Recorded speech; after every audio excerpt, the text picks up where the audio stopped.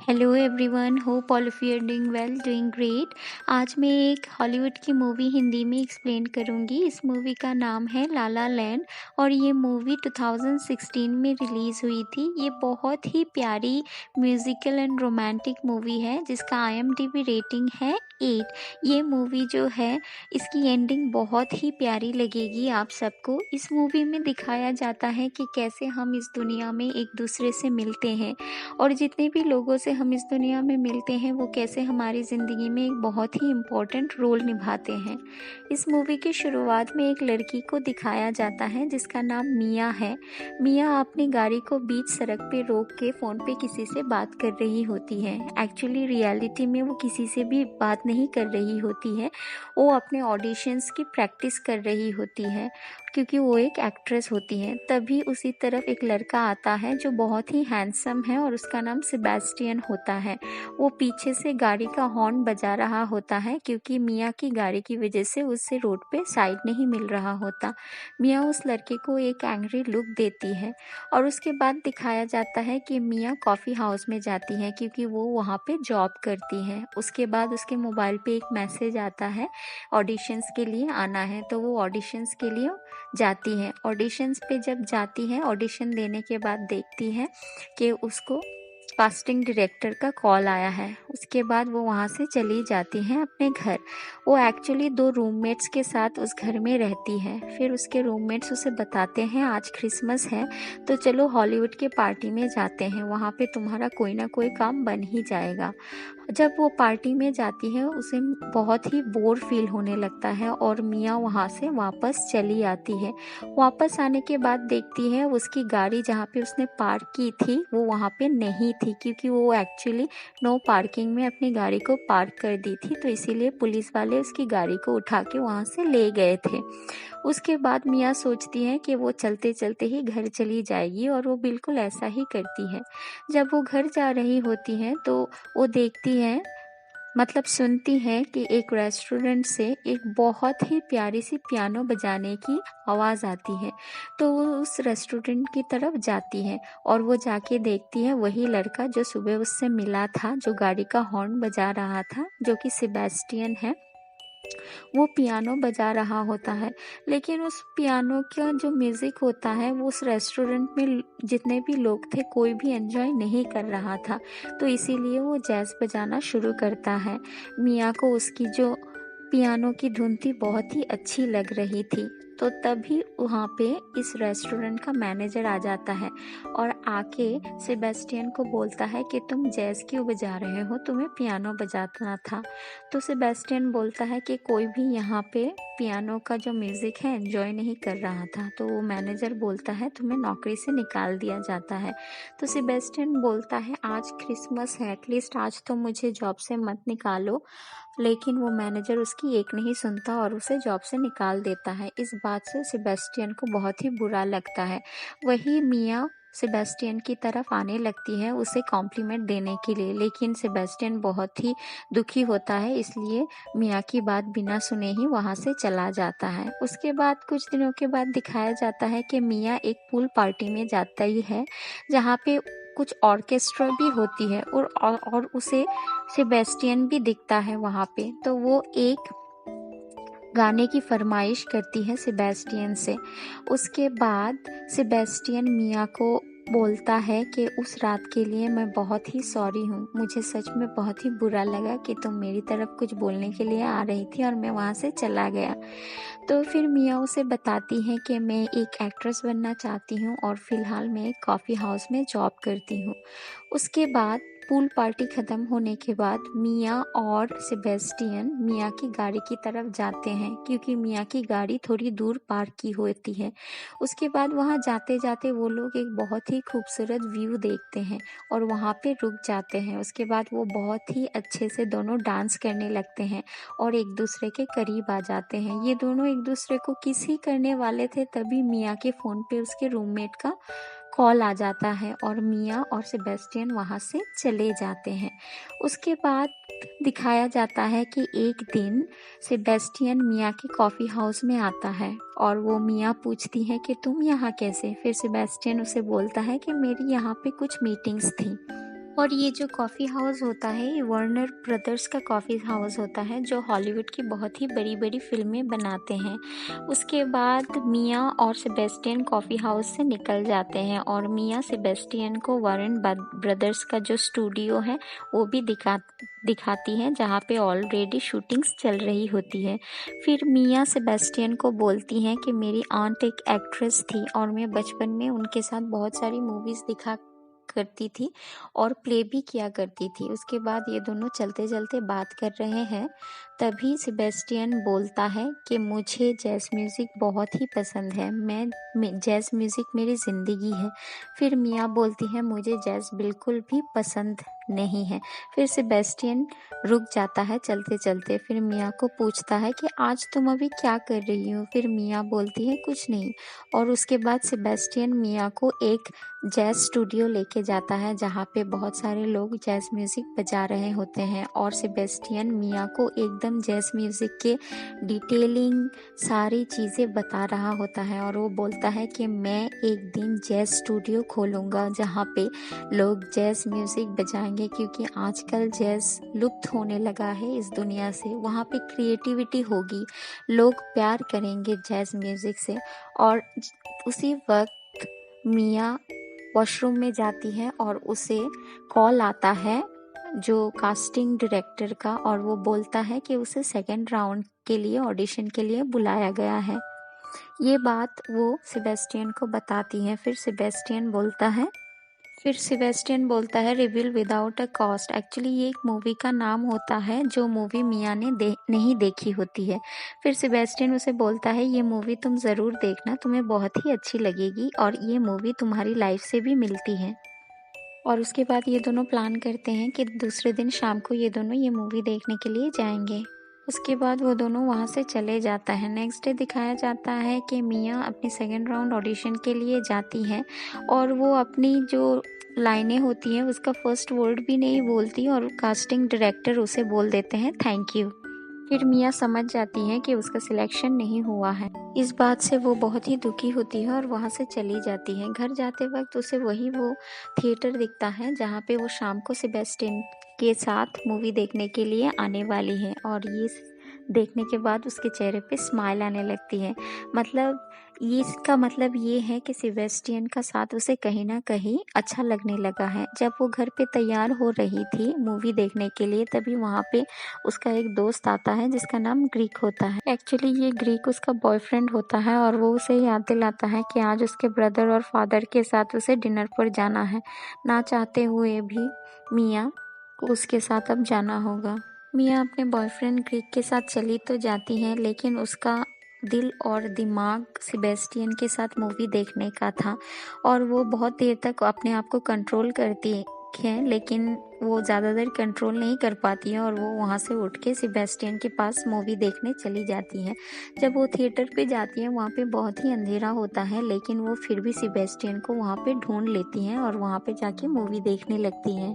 जब वो बैठ के मूवी देख रहे होते हैं तभी इन दोनों का हाथ एक दूसरे के हाथ के साथ टकरा जाता है और ये दोनों एक दूसरे को किस करने के लिए आगे बढ़ते हैं और तभी अचानक स्क्रीन में कुछ खराबी होने की वजह से लाइट जल जाती है और ये दोनों फिर से डिस्टर्ब हो जाते हैं। और उसके बाद ये मूवी ख़त्म होने के बाद दोनों निकल आते हैं थिएटर से और उसके बाद ये दोनों खाली जगह पे जाके बहुत अच्छी सी प्यारी सी डांस करते हैं और एक दूसरे को पहली बार किस करते हैं।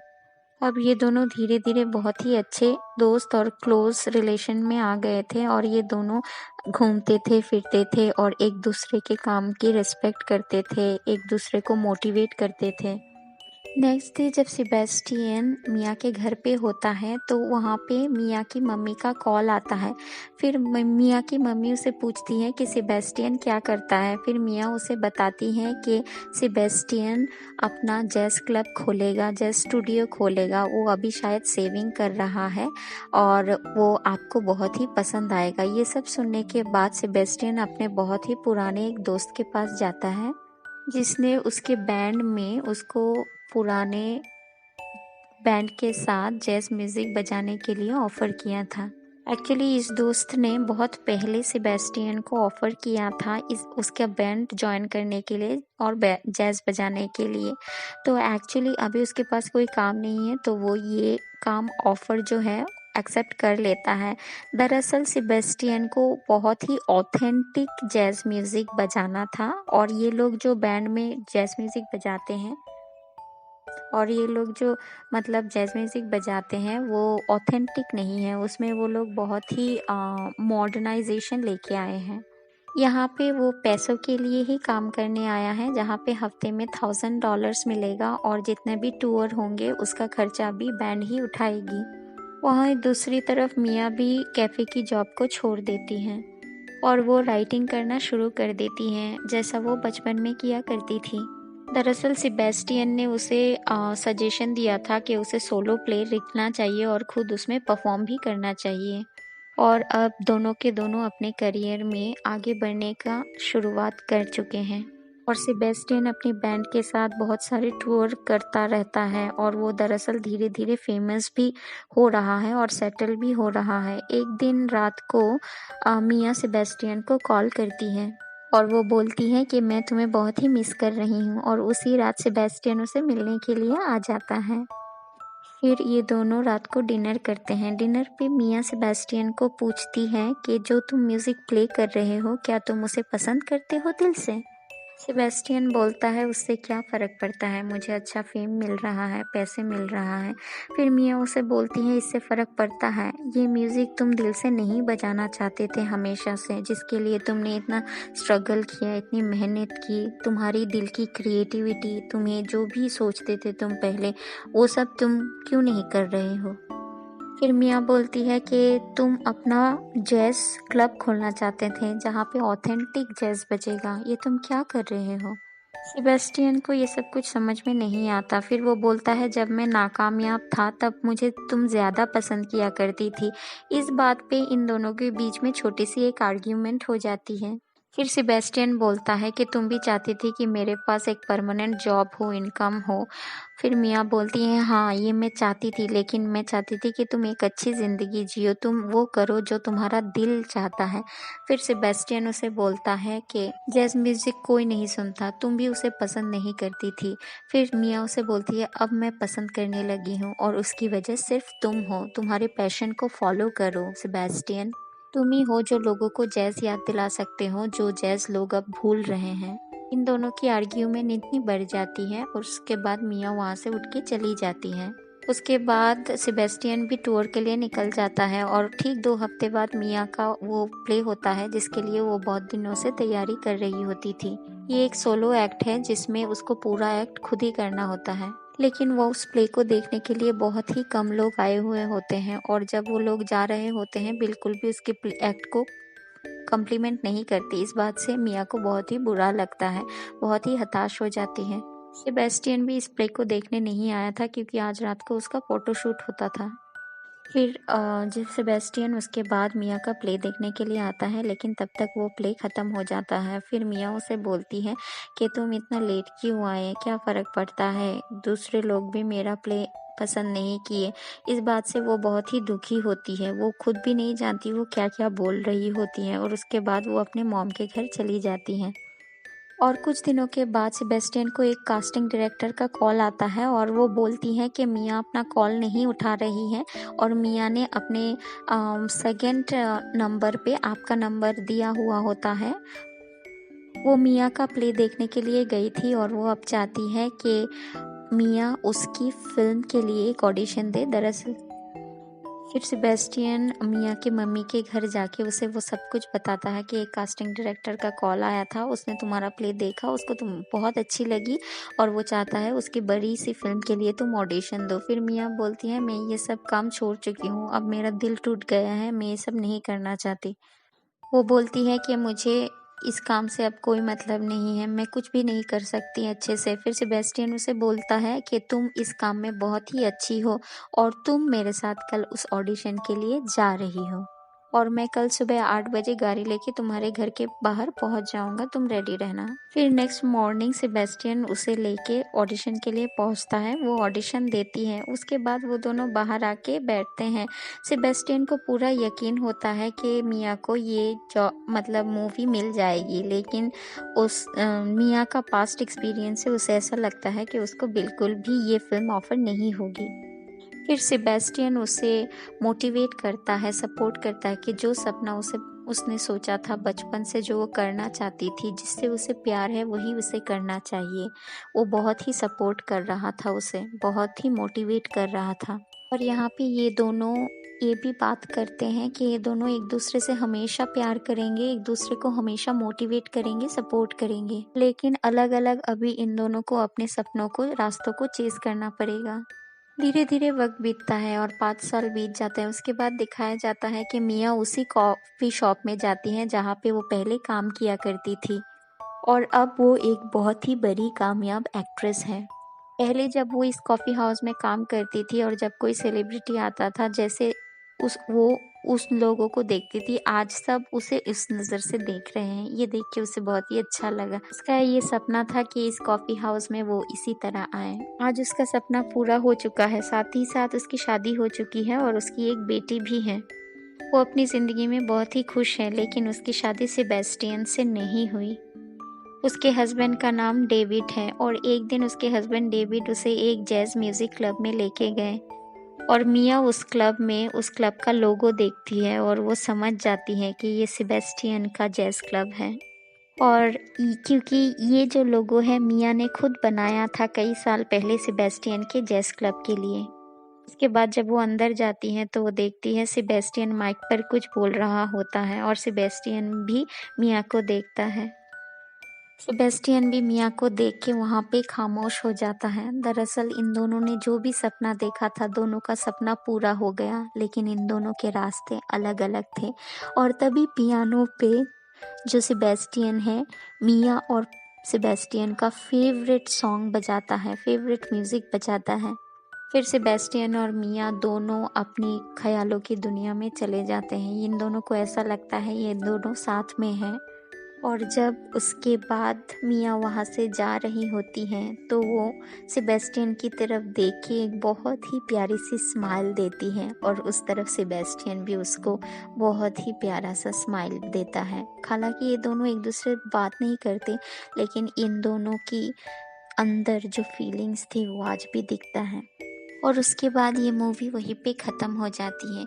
इस मूवी में जो एंडिंग है वो दोस्तों हमेशा दूसरी मूवी की तरह नहीं है, जहाँ पे हमेशा हीरो हीरोइन को मिल जाती है, लेकिन इसमें ये रियलिटी दिखाया गया है कि हम चाहे जो भी करते हैं, जिससे भी प्यार करते हैं, कभी कभी हो सकता है वो हमें ना मिले, लेकिन अपने जो ड्रीम्स होते हैं उसे हमेशा चेज करते रहना चाहिए। यहाँ पे मिया ने सेबेस्टियन को, सेबेस्टियन ने मिया को बहुत ही मोटिवेट किया, सपोर्ट किया अपनी जो मतलब सपने हैं उसे पूरा करने के लिए। तो दोस्तों thank you so much for being there with me, और to bear this story along with me and share this story. I want to share this story along with you. Thank you so much and have a nice day. Take care.